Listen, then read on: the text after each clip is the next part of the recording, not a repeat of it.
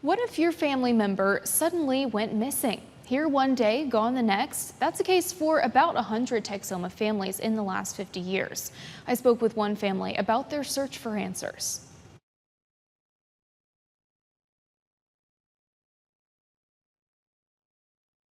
What do you think it'll take to find him? Miracle. It's been 30 years. I mean, we're praying for a miracle.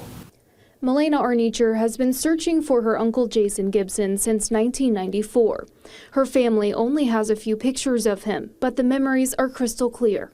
Jason was a good ball player, and he played for Dixon School. Arnicher says all of her uncles helped raise her as she grew up.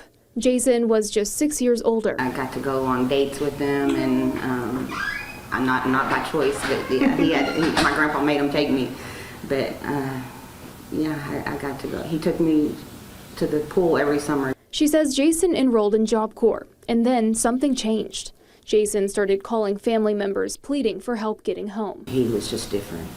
We don't know what happened, you know. Jason suffered from mental health challenges, but his family will never know what trauma he was dealing with. He could play any musical instrument by ear, any of it, you know. And at one point he set all that stuff out on the curb and put "This is for free" on it, and then that's when he just walked off, and we don't know what happened to him after that. They figured he went to stay with other family members, but it was a few weeks later when they learned no one in the family had heard from him. Her mother filed a police report. I don't think there was any trouble getting it filed or anything like that because he had been missing for so long. They began asking around. I just remember it being chaotic when I was real young. They looked all over the place for him, and they searched every avenue they could at that time. Jason was last spotted here at the Salvation Army shelter. Records show he spent just one night here, which his family says doesn't make sense. It was strange to us because of the fact that, you know, he had several brothers and sisters in town. But that's where the leads dried up. Nothing ever happened. He was gone, and there was no one, we didn't get no help from no police or anyone else. That just really our family, our immediate family, that was trying to look for him.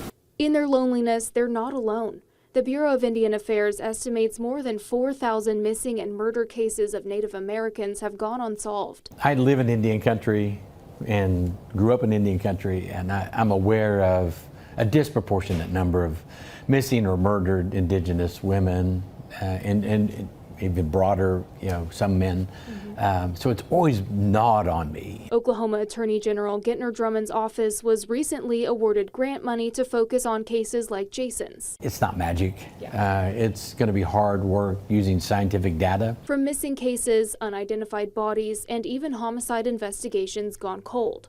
Drummond says many of these cases are solvable. It's just a matter of connecting the right dots. DNA will assist. It's not the solution.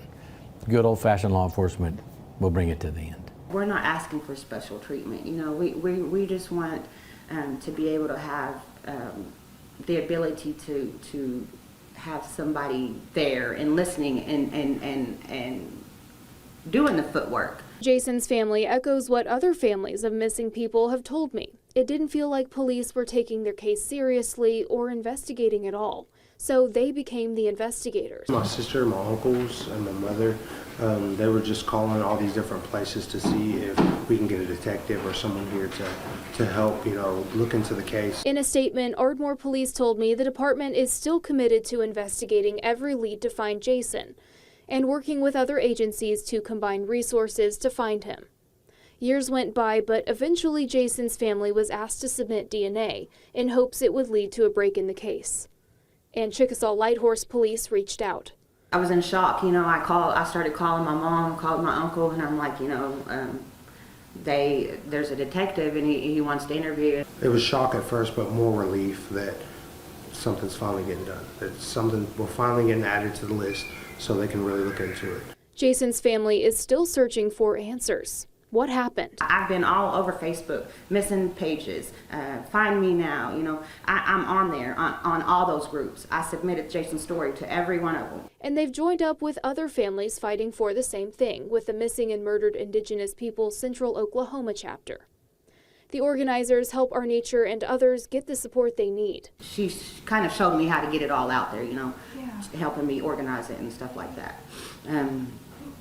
Last year, Jason's family marched down streets in Ardmore. We just had our banners, you know, and we just walked proud and was just there for our family to support everyone and just to let them know that, you know, we're not giving up on them and we're still here and we're still wanting to know what happened to them and we want answers. In May, the MMIP marched in downtown Oklahoma City. Growing up here, especially in this part of Oklahoma, it's been really hard on us not having any resources. We all deserve justice, no matter what color or race you are. Jason's family is still praying for answers. If you know anything about what happened to him, please contact Ardmore or Chickasaw Light Horse Police. We'll have those numbers on our website.